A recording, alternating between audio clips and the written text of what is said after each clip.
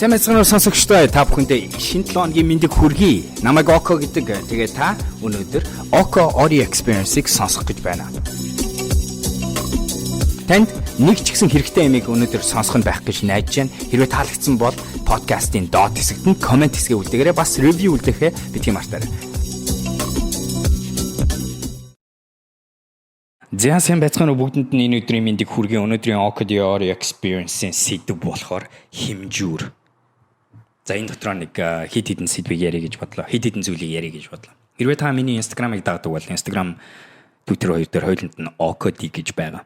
Тэгээ би нэг хит хит удаа ярьжсэн сэдв. Тэгээ миний амьдралд бас нэг харагдаад байгаа зүйл өөрийнхөө хувьд ч гэсэн хичээдэг зүйл нь бид нар өнөөдөр өөрийнхөө сайн явж байгаа, муу явж байгаа, зөв явж байгаа, хурдтай явж байгаа, амжилттай явж байгаа, амжилтгүй явж байгаа гэдгээ хамгийн зөвөр цаг хугацаанд нь тааруулж хэмжих мэдэх хамгийн гол зүйл бол юутай харьцуулж байна, хинтээ харьцуулж байна, ямар хэмжүүрийг ашиглаж байна гэдгээс шууд хамаатай гэдэг тухай өнөөдөр жоохон ярьж үзье гэж бодлоо.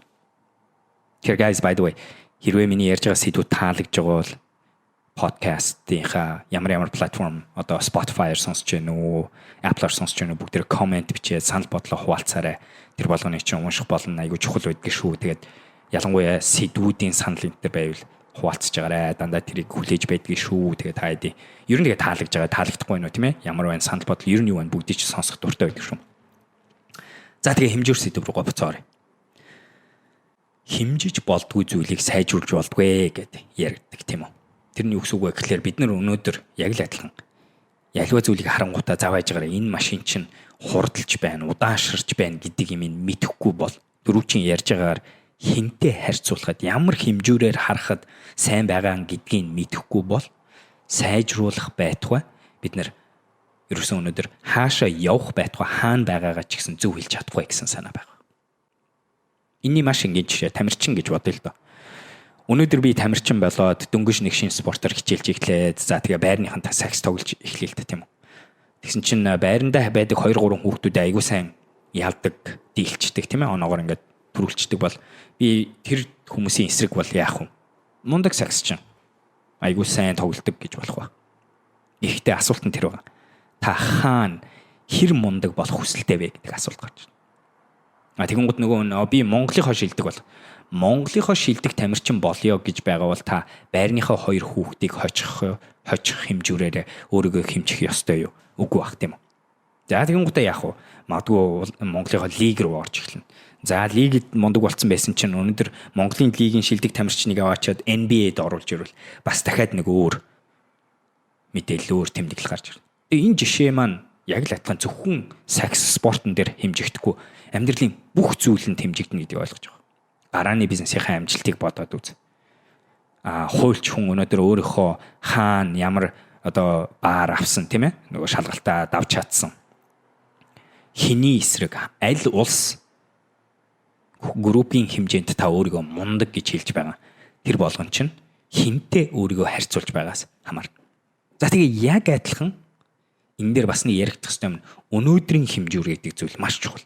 Би өмнө нэг подкаст хийсэн санаж ийгээг бол медиум дээр нэг бичсэн сэдв нь юу вэ гэхээр түүхээрээ битгий өөрийгөө бусдыг болон өнөөдрийг барьцаалаад бай гэсэн санаа гаргасан баг. Тэр нь юу вэ гэхээр өнөөдөр түрүүчийн ярьсан жишээг аваад үзэх юм бол би өнөөдөр боли өөр чи авч үзье. Англи хэлнээр мундаг гэд улсын олимпиадын авраг болцсон хүүхэд олон улсын англи хэлний тэмцээнд ороо явж байхдаа би улсын авраг гэдэг нэрээ хэлээд олон улсынхаа тэмцээнд төрүүлнэ гэж байхгүй шүү дээ. Тэр хүүхд яах вэ?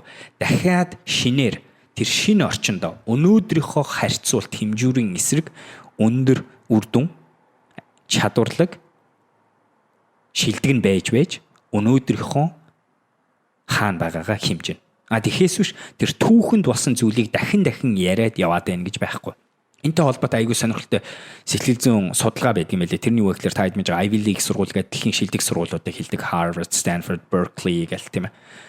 За тэгвэл эдгээр сургуулиудад ихэвчлэн яадаг вэ гэхээр Америкийн болон дэлхийн шилдэг оюутнууд 10 жилдээ номер 1 байсан оюутнууд арай ч үгүй хоорондоо өрсөлдөж байж шалгарч ордог. Тэгсэн Тэгсэн эдгээр хүүхдүүд нь өмнө нь болохоор 10 жилийнхэн дараа сургуулийнхаа оюутнуудын эсрэг хамгийн шилдэг нь хамгийн мундаг нь байсан бол эдгээр сургуульд ороод ирэхээр одоо дандаа шилдэгүүдийн эсрэг өрсөлдөд ирэхээр нөгөө хүүхд маань яах вэ? Мэдээч хэрэг шилдэг нь биш болж хувирна. Шал өөрөөр хэмжигдэх хэрэгтэй, шал өөрөөр ажиллах хэрэгтэй, бодох хэрэгтэй, сэтгэх ёстой гэдэг стандарт баар гэдэг зүйл чинь нөгөө нэг давн туулах ёстой дүнгийн гол чентэр гэдэг чинь шал өөр түвшин рүү ороод ирнэ. Тэгээ энэс болоод маш олон оюутнууд энэ шилдэг сургуулиуд руу ороод сэтгэл зүйн айгүй хүнд байдалд ортгоо гэж ирсэн. Тэгээ энэ дээр нөгөө түүх гэдэг зүйл өнөөдрийн хэмжүүр чухал болохоос 9 сард тэр сургууль руу ороход тэр голч дөнгүүд тэр өмнөх сургуульдаа шилдэг байсан чинь өнөөдөр үр дүн болдог боловч нэг удирдлагын дараа хэрвээ та Харвард буюу өнөөдөр орцсон байгаа нөхцөлдөө тэнцээд дүнгүүдээ сайн аваад явж чадахгүй бол хасагдана.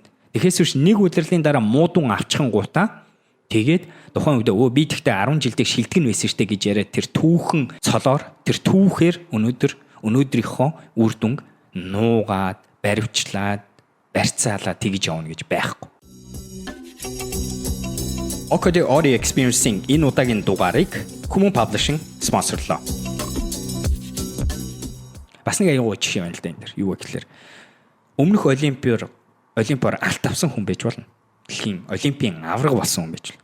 4 жилийн дараа олимпиар тэр хүн гарч ирээд тэгээд гарах юм бол мэдээч хэрэг тэр хүнийг анх гарахт нь хүн болгон найдварууг за энэ нөгөө өмнөх олимпийн аврагын удаа хожих магадaltaй энэ төр гэж ярих боловч тэр хүний хувьд юу ч үгүй. Тэр хожлыг дахин авч байж л шинээр хүндэтгэл, шинээр өөрөө шилдэг гэдэг нэр томьёо аавна.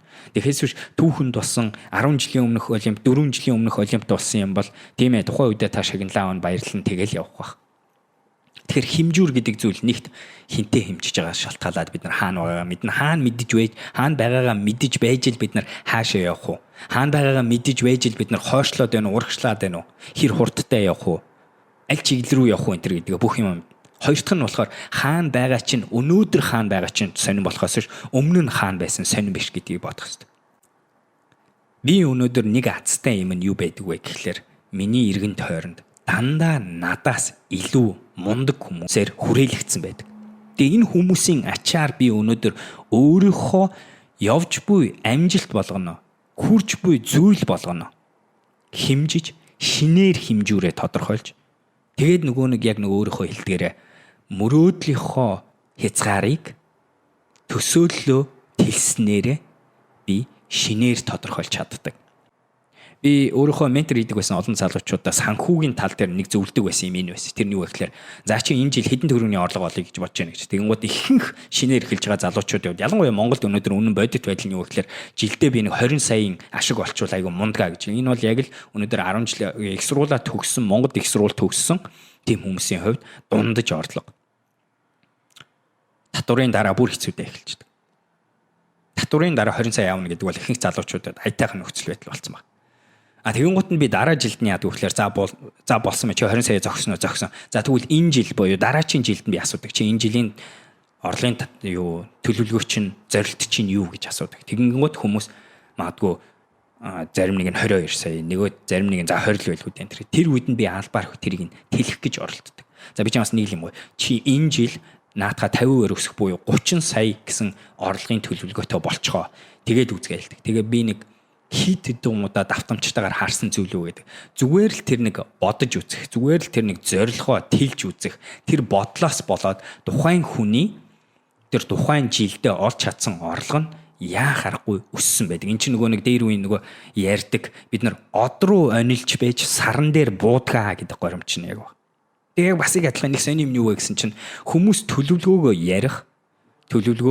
ярингуут тэр төлөвлөгөө биелэх магадлал өсөх, бичингүүт магадлал өсөх. За бүр бичснийхаа дараа дахин бичсэн зүйлээ хянах гэдэг нь хүртэл өнөөдөр тусдаа энэ алхам болгоно судалгаагаар юу харуулсан бэ гэсэн чинь тэр тухайн үр дүнийг авчрах магадлалыг алхам болгоно түрүү чи хэлсэн 3-4 алхам тоолонд 30-аас 60% нэмж байдаг юм байна гэдгийг харуулсан. Тэгээ энэний тайлбар нь болохоор нөгөө хэлжээс далд тарих, итвэхтэй тарих, хүний өдөр тутам хийж байгаа байдал, бодож буй байдал, нөхцөл одоо гарч ирж байгаа боломжийг ажиглах чадвар энэ энэ болгон юугаар хязгаарлагдаад, юугаар хэмжигдээд байдгийг гэхээр бид нар ямар үр дүнд хүрмээр байгаа, тэрийг мэдэж байгаа, тэр зорилгыг өөртөө бий болгосноос хамаарч байдаг гэсэн санаа байна. Тэр энэ зүйлийг бол би олон удаа хийжсэн. Тэгээ залуучууд хэд удаа өмнөх гарч ирсэн зорилгоудаа нугалж ирсэн шалтгаан байдаг. Тэгээд заримдаа би prescriptive буюу тактик ярих ямар ч хэрэггүй байдаг. Заавал ингэж байж чинь орлогоо тед болгоо энэ гэж ярих хэрэггүй байдаг. Нэгэнт тэгээ ботчихсон хүмүүс маань, нэгэнт нөгөө хэмжүүрээ ондоогоор тавьчихсан хүмүүс маань өөрсдөө өнөөдөр автоматар тэр шин хэмжүүрийнхаа эсрэг хөдөлмөрлөж зүтгэж эхэлдэг байгаамаа. За тэгвэл энэтэй холбоотой окей, ерөнхийдөө санааг чинь ойлголоо. Тэгвэл бид нар одоо яаж болох вэ гэж магадгүй асууж магадгүй. Тэгвэл миний өөртөө хэрэгжүүлдэг энэ хэмжүүртэй холбоотой зүйл нь энэ байна. Дэвшилтэд гарааны бизнес буюу дэвшилтэд стартап, lean startup ном нь технологи болон инновацийн хурдтай орчинд бий болж буй гарааны бизнесүүдийн цагаан толгой болсон сонгодог мэдлэгийн багц бүтээл юм. Google, Facebook, Instagram, Uber гэх мэт дэлхийн томоохон стартапууд бүгдээрээ энэ арга барилыг ашиглаж бараа бүтээгдэхүүн үйлчилгээгээ үүсгэсэн байна.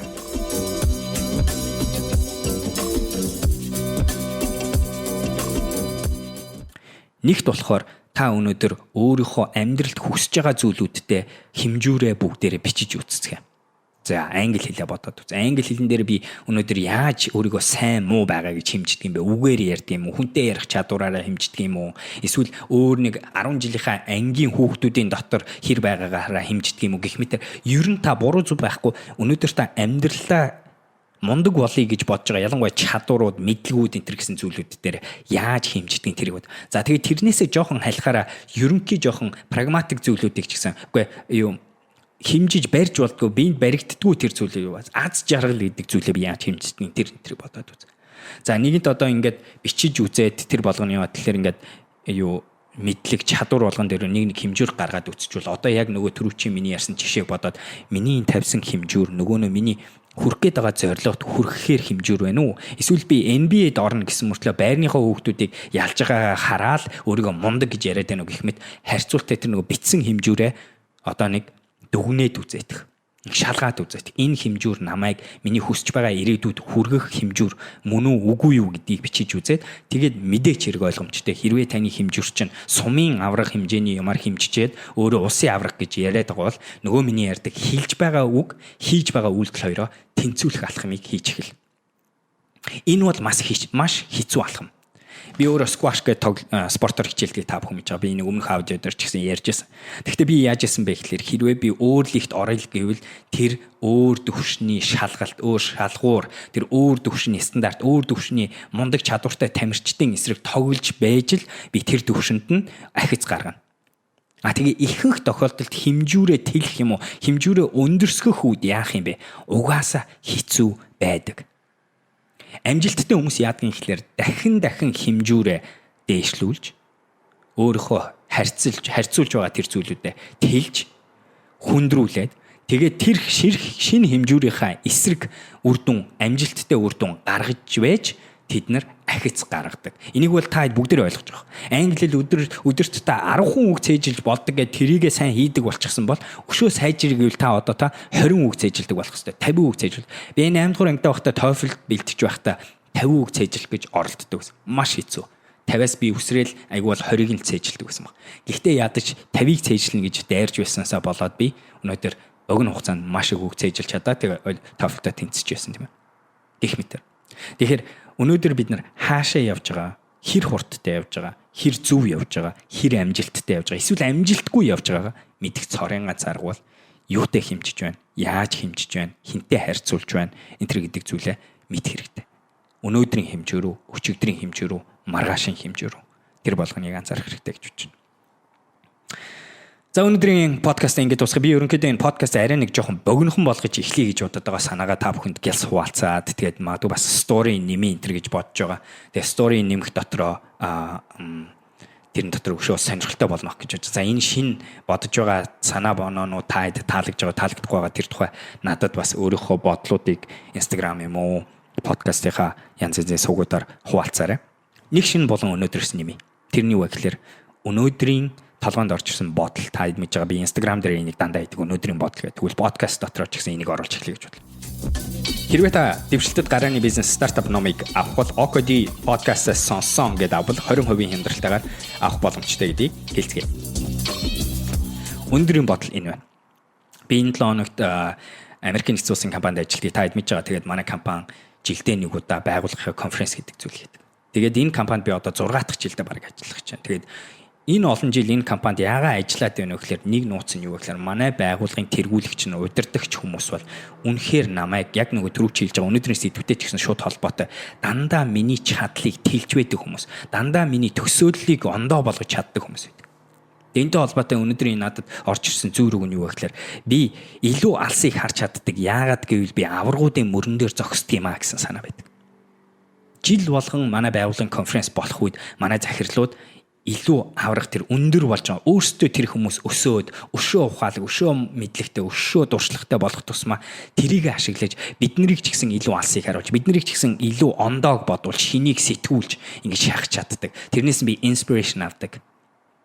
Тэрнээс нь болоод би өөрөөр юмыг бодож, тэрнээс нь болоод би өөрийгөө ч гэсэн шахах хэрэгтэй гэдгийг ойлгодог. Тэрнээс нь болоод миний ойлгодог зүйл миний мэдэж сурсан бүх зүйл хаанаач болоогүй, юу ч болоогүй юм байна гэдгээ дахин ойлголт авдаг. Энэ нөгөө ойлголт ухаарлын алгадалт гэдэг зүйлийг дахин авдаг. За тэгэхээр өнөөдрийн бодол юм байла. Подкаст болгон дээр би нэг өнөөдрийн бодол болонг оруулна. Энэ тухайс юу гэж байна? Хэлээрэй. За амжилт бүгдээрээ балер өдрөг байцгаагаарай. Анхаарай дараачийн сэдв. Балер өөдрөг байх гэж яг юу юм бэ? Энэ дотор нэг хид хідэн үндсэн зүйлүүд байгаа. Тэр талаар хуваалцъя гэж бодлоо. За баярлалаа. За харцгаа. OKD Audio Experiencing энэ удаагийн дугаарыг Common Publishing спонсорлоо. Дэвшилтэд гарааны бизнес буюу дэвшилтэд стартап, Lean Startup ном нь технологи болон инновацийн хурдтай орчинд бий болж буй гарааны бизнесүүдийн цагаан толгой болсон сонгодог мэдлэгийн багц бүтээл юм. Google, Facebook, Instagram, Uber гэх мэт дэлхийн томоохон стартапууд бүгдээрээ энэ арга барилыг ашиглаж бараа бүтээгдэхүүн үйлчилгээгээ үүсгэсэн байна. Хэрвээ та дэвшилтэд гарааны бизнес стартап номыг авах бол OKD podcast-аас сонссон гэдэг авбал 20% хямдралтайгаар авах боломжтой гэдгийг хэлцгээе.